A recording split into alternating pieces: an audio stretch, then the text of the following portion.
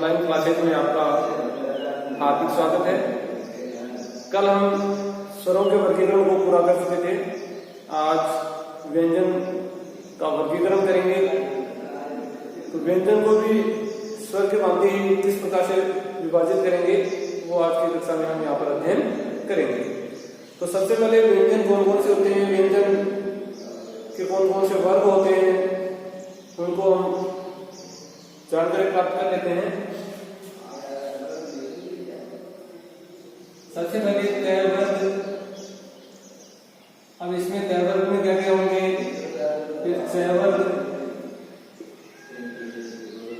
चय के बाद में तय वर्ग, तय के बाद में तय वर्ग और फिर तय वर्ग। सबसे पहले तो हम वर्ग में लिख लेते हैं कौन सा तय वर्ग कौन से होते हैं। तो कै, खे, गे, घे, चे, छे, जे, झे और ये। तय,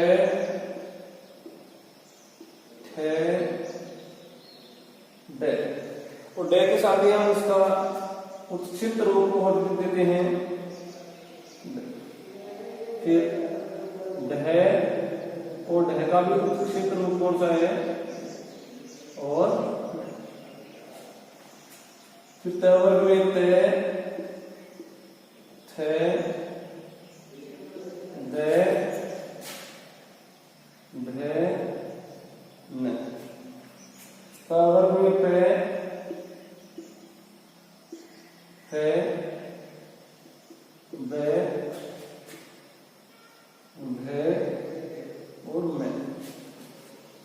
इसके बाद ये, रे, ले और वे, और फिर तीन से आएंगे। तीनों से ये शंकर वाला से हो गया, ये षटकोण वाला से, और ये से सरगम वाला, और ये आपका हो गया है। ये अपने व्यंजन है 33।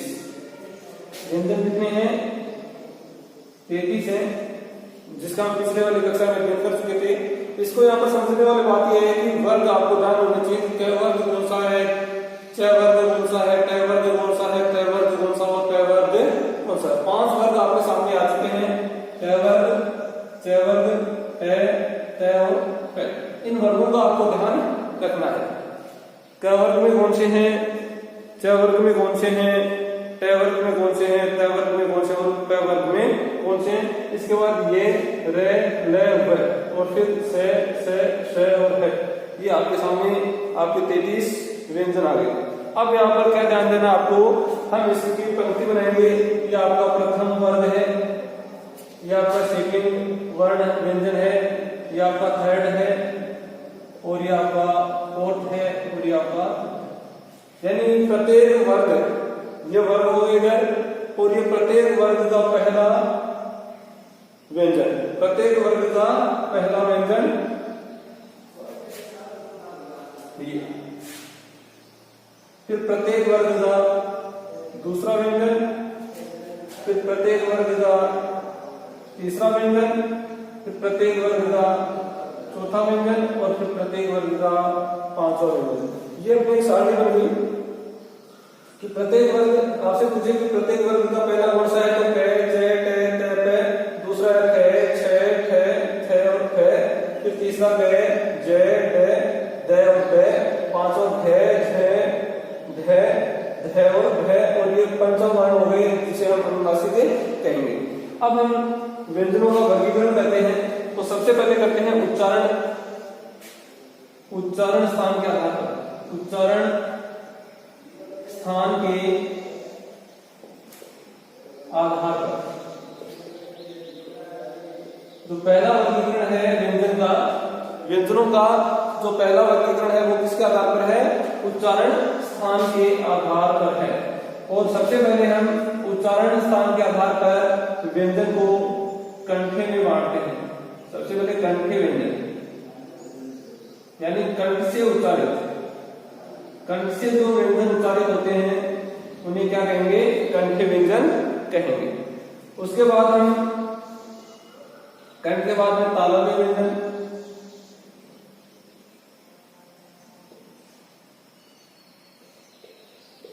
तालव्य के बाद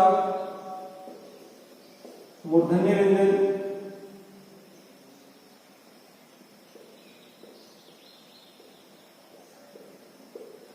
मूर्धन्य के बाद दंते व्यंजन,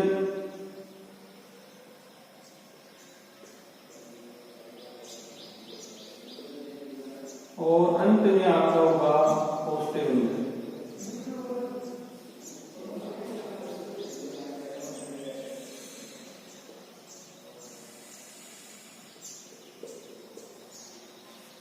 उच्चारण स्थान के आधार पर व्यंजनों को 5 भागों में बांटा गया है।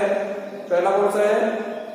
कंठे व्यंजन, दूसरा तालु व्यंजन, तीसरा मूर्धा व्यंजन, चौथा दंत व्यंजन और पांचवा ओष्ठ्य व्यंजन। यानी व्यंजन है वो उच्चारण के आधार पर कितने भागों में बंटे हुए हैं? 5 भागों में बंटे हुए हैं। और ये पांचों के पांचों क्रम आपको ध्यान में रखने हैं। इन्हीं क्रम के आधार पर हम उनको याद करेंगे। तो पहला कंठे, दूसरा तालव्य, तीसरा मूर्धन्य, चौथा दंत्य और पांचवा ओष्ठ्य। ये अपने मुख्य अवयव है कि सबसे पहले कंठ के बाद में तालु, तालु के बाद में मूर्धा। मूर्धा है वो तालु और दंत के बीच का स्थान है, यानी जहां तालु है अपना और जहां दंत है वो दोनों के बीच का जो स्थान है वो क्या कहलाता है? मूर्धा। फिर दंत आ जाते हैं और फिर ओष्ठ्य आ जाते हैं। अब कंठे में क्या होगा? व्यवहार जाएगा। कंठे में क्या है? तालव्य में चैवल, मूर्धन्य में पैवल, दंत्य में पैवल और ओष्ठ्य में पैवल। यानी जो कंठे व्यंजन है उसमें कैवर्ग होगा, जो तालव्य व्यंजन है उसमें चैवर्ग होगा, जो मूर्धन्य व्यंजन है उसमें टैवर्ग होगा, जो दंत्य व्यंजन है उसमें टैवर्ग होगा और जो ओष्ठ्य व्यंजन है उसमें पैवर्ग होगा। अब वर्ग यहाँ पर आपको सारे में दे रखे हैं कि कैवर्ग है ये वाला, इसमें ये आएंगे, फिर चैवर्ग में ये वाले आ जाएंगे, टैवर्ग, फिर पैवर्ग और फिर पैवर्ग। अब कैवर्ग ये आपके सामने है, ये 5 के 5 ये कहाँ जाएंगे? कंठे में। चैवर्ग वाले यहाँ जाएंगे, टैवर्ग वाले यहाँ, टै वाले यहाँ और ओष्ठ्य वाले यहाँ। लिख देता हूँ कोष्ठक में।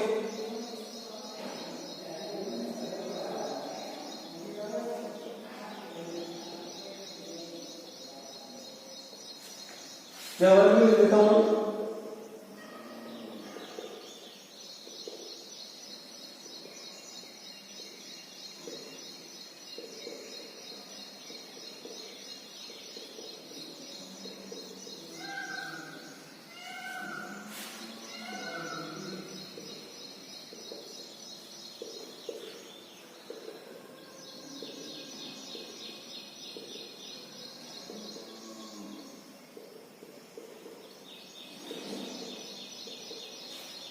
अब और क्या क्या आएंगे? तो यहाँ ध्यान देना है आपको कि जो यहाँ से स्टार्ट करेंगे हम तालव्य से, ठीक है? तालव्य के अंदर और यहाँ से एक जोड़ा बनाएंगे अपन, ये और से का ये कहाँ आएगा? तालव्य में। तो तालव्य के साथ ये लिख देते हैं ये और ये से संख्या, ये आपका तालव्य। अब आगे एक जोड़ा और बनाएंगे, क्रम से चलेगा। तालव्य आ गया, तालव्य के बाद कौन आएगा? मूर्धन्य। तो मूर्धन्य में रे और से। अब एक जोड़ा और बनाना आपको यहाँ पर ले और से का, तो यहाँ आ जाएगा ले और यहाँ आ जाएगा से। तो क्रम से चलना है। सबसे पहले तालव्य से प्रारंभ करना आपको। तालव्य में ये और से लिख दिया, मूर्धन्य में रे और से, दंत्य में ले और से। अब बच गया वह, तो वह को कहा लेंगे? ओष्ठ्य में। ये आएगा वह यहाँ पर ओष्ठ्य में। और अब एक और बच गया आपके पास व्यंजन, और वो क्या कौन सा है? है को हम सबसे पहले लेंगे कंठे में।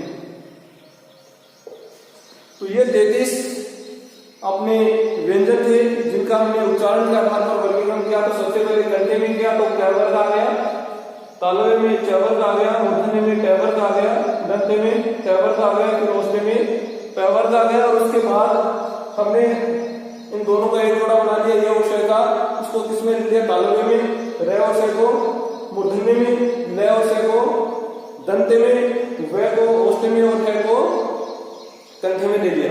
अब एक कंठे में आपको यहाँ पर लिखना है विसर्ग। विसर्ग, विसर्ग का उच्चारण स्थान कौन सा है, कंठे है। तो ये अपना एक व्यंजनों का वर्गीकरण हो गया उच्चारण स्थान के आधार पर। इसमें हमने 5 भागों में बांट दिया, कंठे में, तालवे में, मूर्धन्य में, दंते में और औष्ठ्य में। यह क्रम आपको याद रखना है। अब है नंबर 2, प्रियतन के आधार पर। प्रियतन के आधार पर व्यंजनों का वर्गीकरण। तो प्रियतन के आधार पर है हम व्यंजनों का वर्गीकरण किस प्रकार से करते हैं। यहाँ 2 नंबर लगा देता हूं तो लिख देता हूं प्रियतन के आधार पर।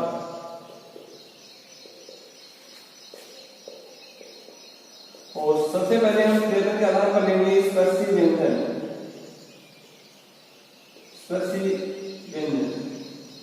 अब आपको वर्गों का ध्यान रखना है। यहाँ पर इसमें क वर्ग होगा, ट वर्ग, त वर्ग और प वर्ग, यानी इसमें 20 व्यंजन आएंगे। यानी प्रत्येक वर्ग में 5। प्रत्येक वर्ग में कितने हैं, 1 2 3 4 5, यानी प्रत्येक वर्ग में 5 है। और 4 वर्गों को हमने लिया तो कितने वर्ग हो गए, 20 वर्ग आपके 20 व्यंजन हो गए। यानी क वर्ग में 5, ट में 5, ट में 5 और प में 5, कुल हो गए 20। अब दूसरा जो वर्गीकरण हुआ है स्पर्श संघर्षी व्यंजन। स्पर्श संघर्षी व्यंजन, और इसमें हम 6 वर्ग को लेंगे। यानी 6 वर्ग वाले जितने भी 5 आपके व्यंजन है वो इसमें लेंगे। उसके बाद नंबर 3 पे लेंगे हम ऊष्म संघर्षी। ऊष्म संघर्षी, और ऊष्म संघर्षी में 6 और 4, ये 4 व्यंजन आपके ऊष्म संघर्षी में होंगे। और चौथा जो वर्गीकरण है वो है अंतस्थ। इसे ही हम आर्धस्वर भी कहते हैं और इसे हम संघर्षहीन भी कहते हैं।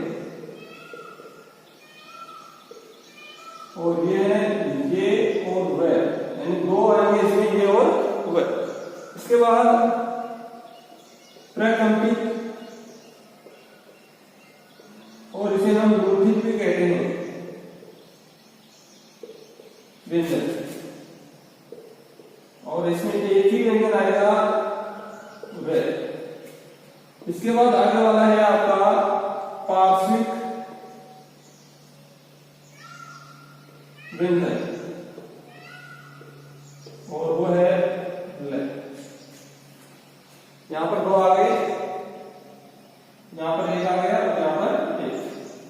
तो प्रियतन के आधार पर हमने जो हमने व्यंजन है उनको कितने भागों में बांटा है, 6 भागों में बांटा है। पहला कौन सा है, स्पर्शी व्यंजन। स्पर्श व्यंजन में हमने 4 वर्गों को लिया, क वर्ग को, ट वर्ग को, त वर्ग को और प वर्ग को, यानी 5। प्रत्येक वर्ग में 5 व्यंजन है और 4 वर्ग हो गए तो 20 व्यंजन आपके यहाँ आ गए। इसके बाद स्पर्श संघर्षी में 6 वर्ग आएगा जिसमें 5 है, फिर ऊष्म संघर्षी में 4, फिर अंतस्थ, आर्धस्वर या संघर्षी में 2, ये हो गए। फिर प्रकंपित और गुंठित, इसमें 1 आ जाएगा और पार्श्विक में 1 आ जाएगा। इस प्रकार से कुल कितने हो गए आपके 33 व्यंजन हो गए। 20 और 5 25, 25 और 4 29, 31, 32 और 33। अब स्पर्शी व्यंजन होते क्या है, यानी जब हम अपने फेफड़ों से वायु को बाहर निकालते हैं तो उस समय हमारे मुख के अवयवों, अधिकांश अवयवों को स्पर्श करते हुए जो व्यंजन बाहर निकलते हैं उन्हें कहते हैं स्पर्शी व्यंजन। स्पर्श संघर्ष है, उनको थोड़ा संघर्ष के साथ बाहर निकलते हैं, संघर्ष करना पड़ता है इनको बाहर निकलने के लिए, उन्हें स्पर्श संघर्ष और उष्म संघर्ष यानी मुख से ज्यादा वायु को बाहर निकालते हैं और ज्यादा इनको संघर्ष करना पड़ता है। अंतस्थ यानी ये बीच के हैं, अर्धस्वर यानी न तो स्वर और न ही पूरी तरह से न तो स्वर है और न ही व्यंजन है, ये बीच के हैं इसलिए इन्हें अर्धस्वर कहते हैं। और ये इनको जब हम अपने मुख से बाहर निकालते हैं तो हमें ज्यादा संघर्ष की आवश्यकता नहीं होती, इसलिए इन्हें संघर्षहीन भी कहते हैं। प्रकंपित या लुंठित, जब रह का हम उच्चारण करते हैं तो अपनी जीभ है वो कंपन 2 या 3 बार कंपन करती है और कंपन करने के कारण हमें क्या कह देते हैं, प्रकंपित या लुंठित कह देते हैं। और लय का जब हम उच्चारण करते हैं तो जो वायु है वो अपने जीभ के दोनों भागों से, दोनों पार्श्व भागों से बाहर निकलती है, इसलिए इसे पार्श्विक व्यंजन कहते हैं। इस प्रकार से हमने प्रयोजन के आधार पर व्यंजनों का वर्गीकरण पढ़ा। आगे है श्वास वायु के आधार पर व्यंजनों का वर्गीकरण। श्वास वायु है उसके आधार पर व्यंजनों का वर्गीकरण। नंबर 3, श्वास वायु के आधार पर वर्गीकरण। और इसमें हम पहले लेंगे अल्प प्राण और 2 नंबर पे लेंगे महाप्राण।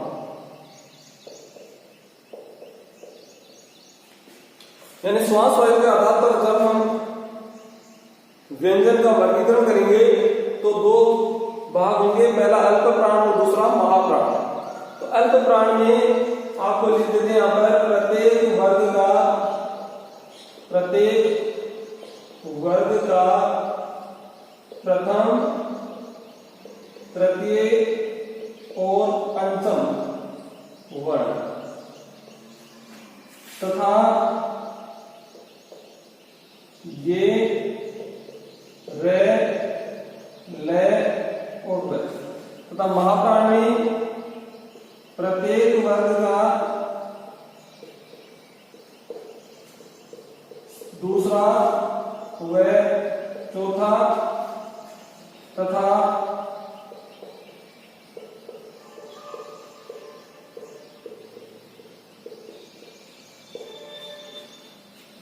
ये आपके अल्प प्राण और महाप्राण है। ठीक है, यानी अल्प प्राण जिसमें हम प्रत्येक वर्ग का पहला, यानी ये पहला है टे, चे, टे, टे, पे, ये 5, यानी प्रत्येक वर्ग का पहला हो गया। तो प्रत्येक वर्ग के पहले में क्या आएगा, चे, टे, टे और पे। फिर तीसरा प्रत्येक वर्ग का तीसरा है तो तीसरे में गे, जे, डे, दे और बे।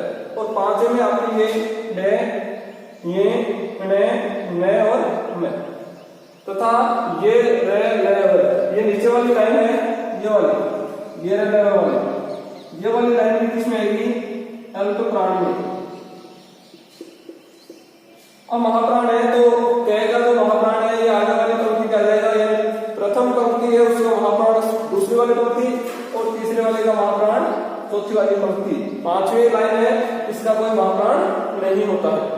ठीक है, तो महाप्राण में प्रत्येक वर्ग का दूसरा और चौथा, यानी दूसरा खे, छे, थे, थे और थे वाली है, और ये धे, झे, ढे, ढे और ढे वाली है, ये आ जाएंगे। और अंत में क्या बचेंगे आपके, ये 3 से आ जाएंगे और थे आ जाएंगे, ये महाप्राण। तो श्वास वायु के आधार पर जो व्यंजन है वो कितने भागों में बटे हुए हैं, 2 भागों में। पहला कौन सा है, अल्प प्राण, और दूसरा कौन सा है, महाप्राण। अल्प प्राण में प्रत्येक वर्ग का पहला, तीसरा और 5वां ये रे ले वे, और महाप्राण में प्रत्येक वर्ग का दूसरा और चौथा तथा 3 से आ जाएंगे से, शे और है। इसके बाद हम जो चौथा वर्गीकरण है वो स्वर तंत्री में कंपन के आधार पर करते हैं। स्वर तंत्री में कंपन के आधार पर व्यंजनों का वर्गीकरण। स्वर तंत्री में कंपन के आधार पर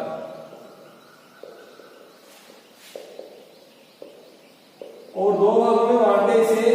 पहला घोष या सहघोष, जो हमने जब स्वरों का वर्गीकरण किया था पढ़ा था ये, और दूसरा है अघोष।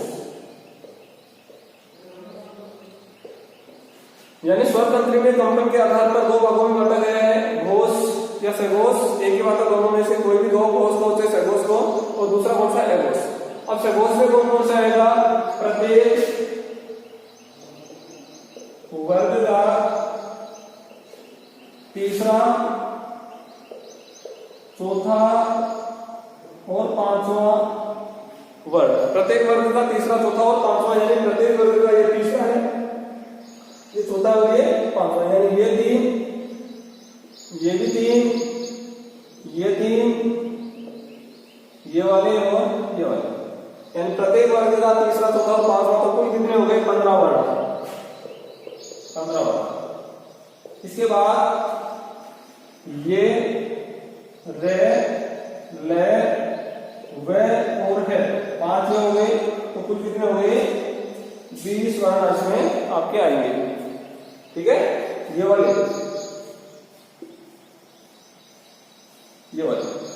ये रे, ले, वे और है, ये सबके सब किसमें आएंगे, घोष या सघोष में आएंगे।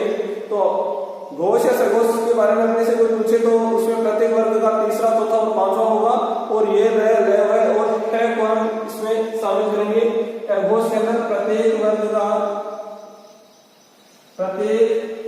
वर्ग का प्रथम व द्वितीय व्यंजन, यानी प्रत्येक वर्ग का प्रथम और द्वितीय, ये वाले दो प्रथम और द्वितीय, ये वाले 10, ये वाले जो 10 हैं वो किसमें आएंगे, घोष में आएंगे। प्रत्येक वर्ग का पहला और दूसरा तथा इसके साथ में तीनों से आएंगे।